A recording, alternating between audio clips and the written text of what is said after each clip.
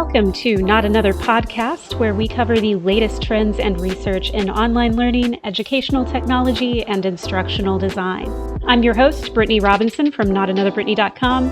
I'm an instructional experience designer, an e-learning strategist working at the intersection of education and technology.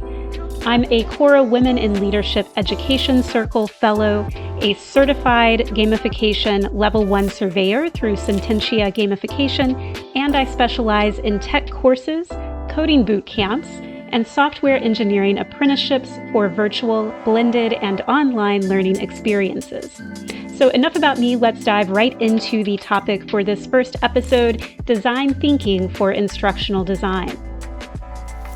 So the other day I was listening to the Fluid Hive Design Thinking 101 podcast, which by the way is excellent. I highly recommend checking it out. And their episode number 65 discusses design thinking. And I was struck by how this information also applies to the fields of education, teaching, and instructional design. So one of the things that we know from design thinking is the concept of a wicked problem. And that was discussed a bit in this Fluid Hive Design Thinking 101 podcast. So they talk about wicked problems as being a special gap between the world that you want to have and the world that you currently do have. So a complex adaptive system, we can think about this as being optimized for the outcome it is currently producing, and it works to maintain that optimization. And in order to solve a wicked problem, you, as the instructional designer, need to be able to ask the right questions about said problem. So you can kind of think of it as questions worth a response rather than the traditional problem-solving approach, which might approach the problem as requiring a certain response. So let me break that down into how that actually works in design thinking. So what is a question worth being answered by you? When we think about learning, this might be something like, how will my efforts help my learning or help others to learn? It could also be something like, how might my effort help enhance existing skills, whether for myself or for others? Those of you that are gamers, as I am, you might think of this as a power up or level up opportunity. You can also think of it as seedlings. So how does this have value in other contexts? How does this plant a seed for enhancing skills or enhancing value across various different types of context? And then, of course, you also have to consider spend. So what is the cost of the training? Are the efforts that you're making to solve this wicked problem more valuable than what it would cost you to not solve it? So these are all things that we as IDs need to be considering before we develop any training program at all. Now, of course, what I'm providing here is just a very, very high level overview or a light summary of that podcast episode. If you want to hear the full details, I highly recommend heading over to their website, checking out episode number 65, and it's only 10 minutes long. And actually, if you're like me and you like to listen to podcasts at double speed or 2x speed, then it's only 5 minutes. It really crams a lot of information into such a short episode, and it is highly, highly worth your time to listen to it. Now, let's take a moment to analyze some of what we've learned here. So the applications of this information to the instructional design field, the applications of design thinking for an ID could be to start by focusing on what questions are worth answering when it comes to creating training or solving a wicked problem in education. As instructional designers, one thing that we can do is cast a wider net or a broader net when we first begin thinking about how to respond to those questions. This helps us determine what type of training or medium or information or even what instructional approach would best address this wicked problem. So here's an example.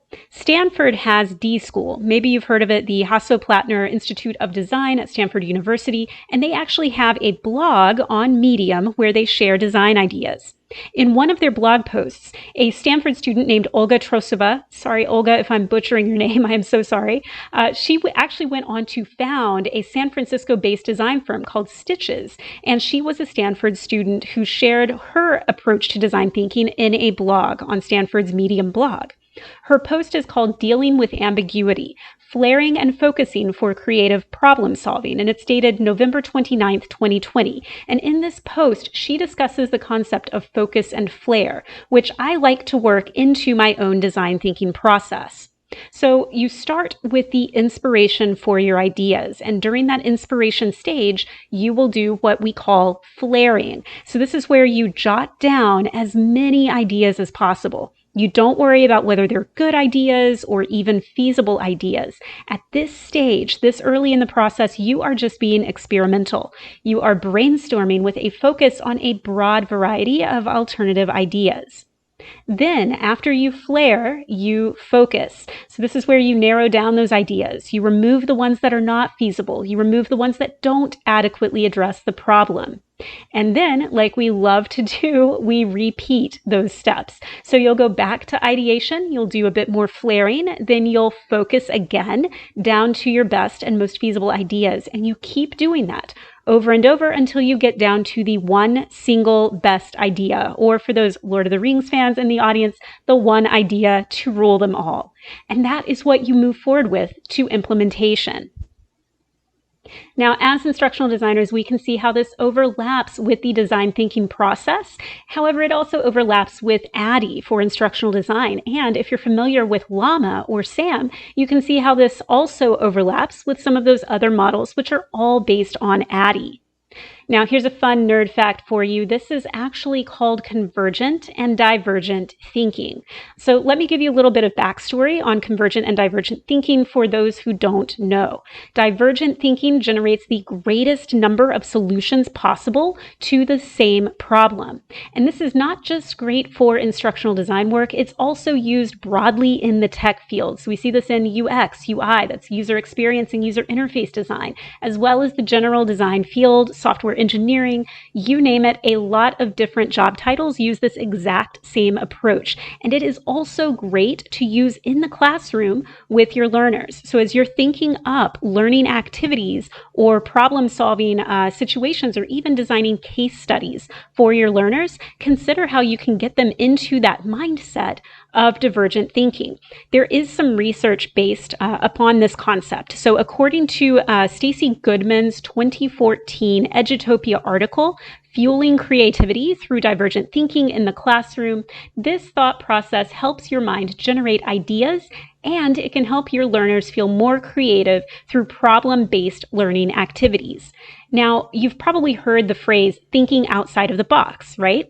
Well, guess what? When you are thinking outside of the box, you are actually using divergent thinking.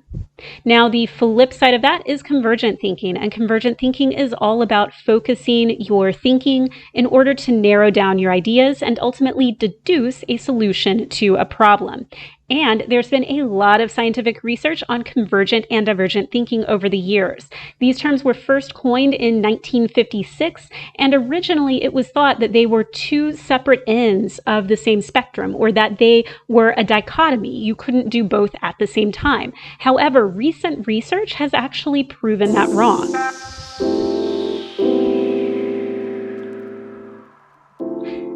So according to Mark A. Runko, and sorry, Mark, if I am mispronouncing your last name, in 2014's Creativity Second Edition, recent research actually shows that this is not a dichotomy as previously believed. In fact, H.J. Eysenk's 2003 study, Creativity, Personality, and the Convergent-Divergent Continuum, actually indicates that divergent thinking, quote, and convergent thinking are actually two ends of a continuum.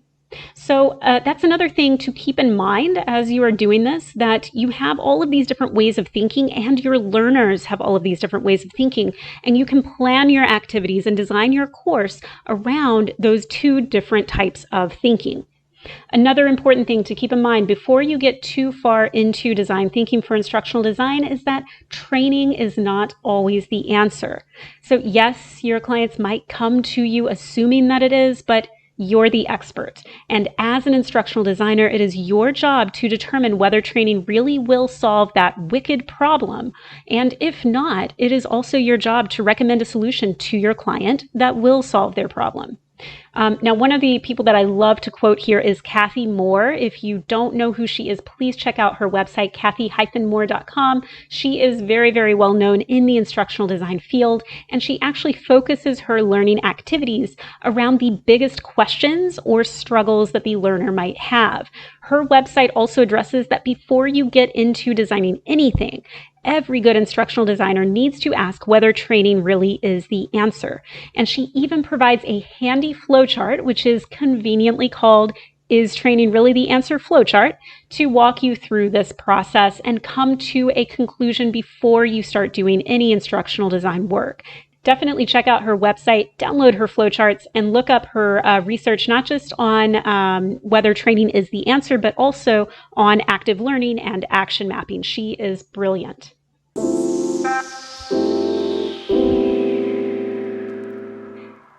So now let's just look at ahead. What do we do with all of this information as instructional designers? Well, one thing that I would like to propose is that we as instructional designers and educators need a paradigm shift. It is currently September 2022 as of the recording of this podcast, and we are finding ourselves in a very transitional state. We are essentially shifting from the end of the industrial age to the beginning of the digital age, and that is impacting everything from supply chains to our learning environments and our learning theories. And we have to make sure that the courses that we are designing, the solutions that we are providing to these wicked problems also match the current state of education, which throughout the past several years, and especially accelerated during the COVID pandemic, we have seen this sort of transition from classroom-based, instructor-led, to being more human-focused, more learner-centered design or user-centered design. And we are also transitioning to online or digital learning. So that is something that's going to continue. That's not going to stop. We are already a train moving down that track, and we need to make sure that we are ready. This is going to be a disruptive process. It is going to be tumultuous, and the quicker that the instructional design field can recognize that, the sooner we can prepare to create the most effective, relevant solutions for our learners in this new digital age. That's all that I have for you today. Thank you for listening to the podcast, and check back next week for our next episode.